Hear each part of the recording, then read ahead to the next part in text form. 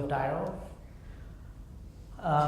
Basically, we solved one of the biggest problems on the internet, which is really knowing who the other person on the online side is.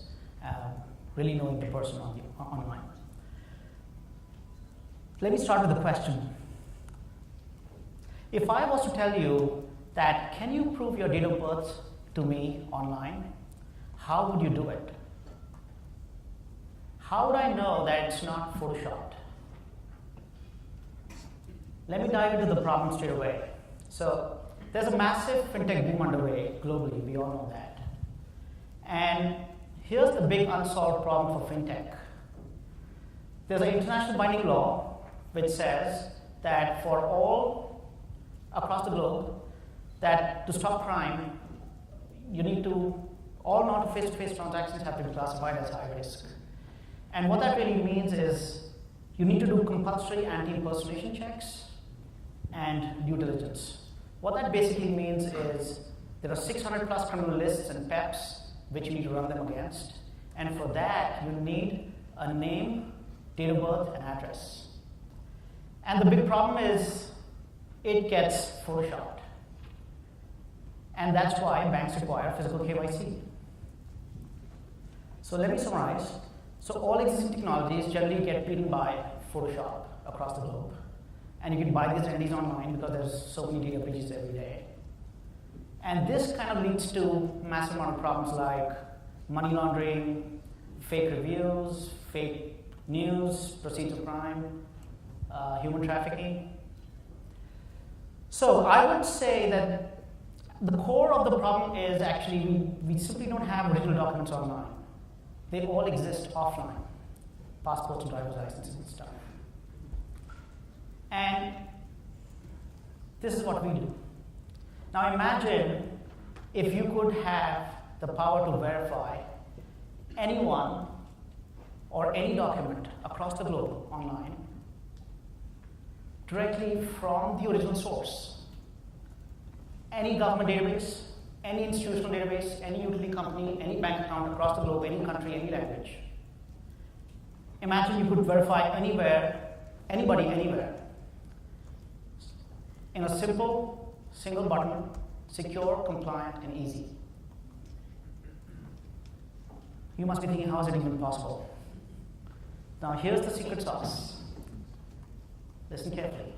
So the user logs in to any global website. So let's say you can log into your AT&T or US Social Security or Aadhaar in India or SingPass in Singapore. And when you log in, you press this capture button, which captures the web page, the data, and the HTML. It captures the SSL certificates behind it. You know what SSL is? The lock which you see on the website. It checks that and captures the whole lock and makes a combined hash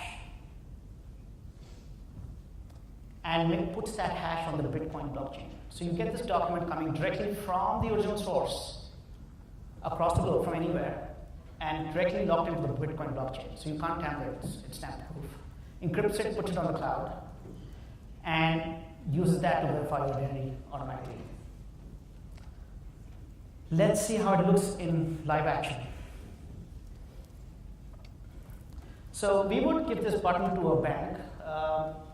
So this would be like a sign-up process for a bank or a fintech or any onboarding workflow, or even claims processing for insurance, who knows. So we would give this button, they would put this button anywhere.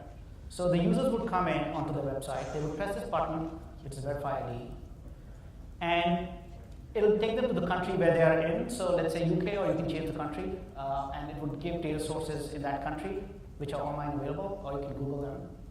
So let's say you click driving license, you press login, it'll open a secure terminal on the side.